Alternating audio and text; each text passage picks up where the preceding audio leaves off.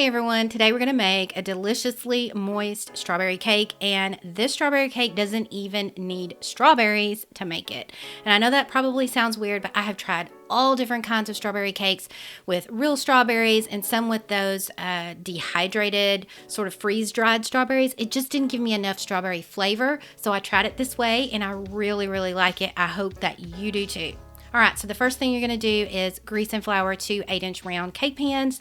This cake is really moist, so you can also use parchment paper if you have that. And you're going to also want to preheat your oven to 325 degrees Fahrenheit. And then in a mixing bowl, you're going to add 2 2/3 cup of all-purpose flour, 1.5 teaspoons of baking powder, a 1/2 teaspoon of baking soda, and a 1/2 teaspoon of salt. And then take a whisk and whisk that up and set that bowl to the side.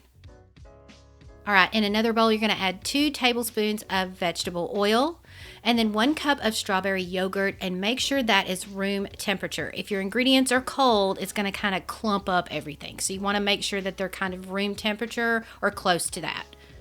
Then add a 1/2 cup of regular milk, room temperature, and then 1 teaspoon of vanilla extract and 1 to 2 teaspoons of strawberry extract.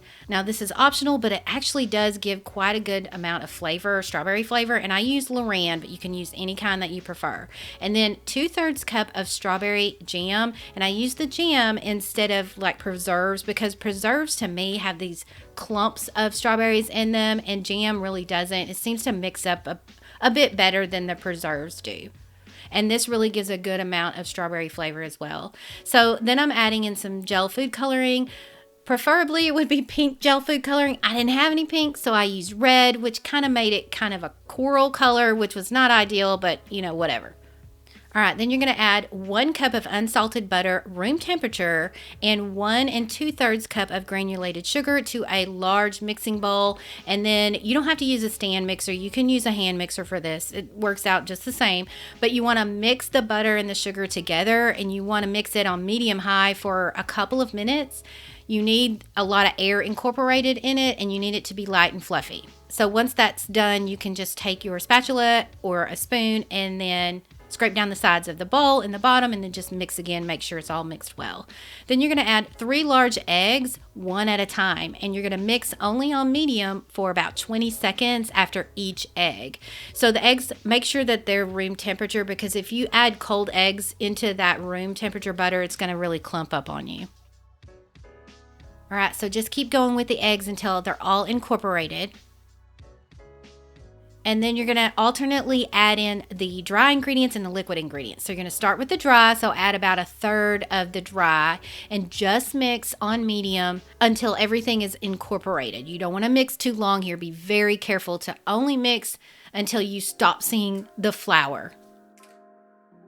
All right, then you're going to add 1/2 of the liquid mixture and do the same thing, just mix on medium. Remember, we're making a scratch cake here, so we don't want to mix very long.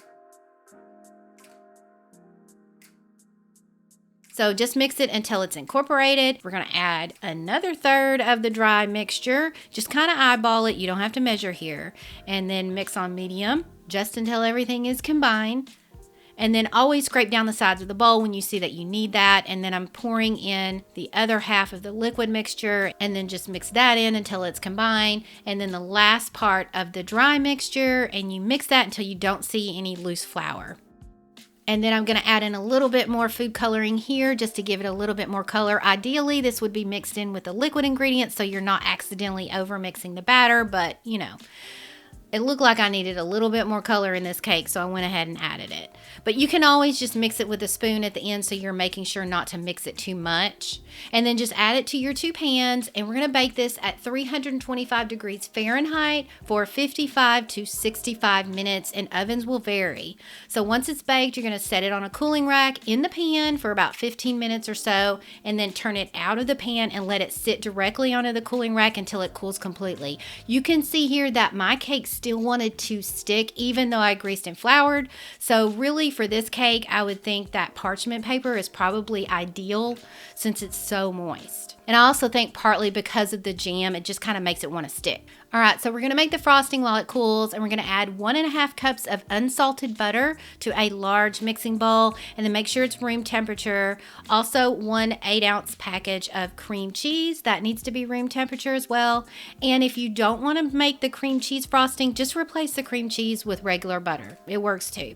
So we're going to add a 1/3 cup of strawberry jam, and this is going to give it a strawberry flavor. And then you want to mix everything until it is really good and smooth, and make sure to always scrape down the sides and the bottom of the bowl too.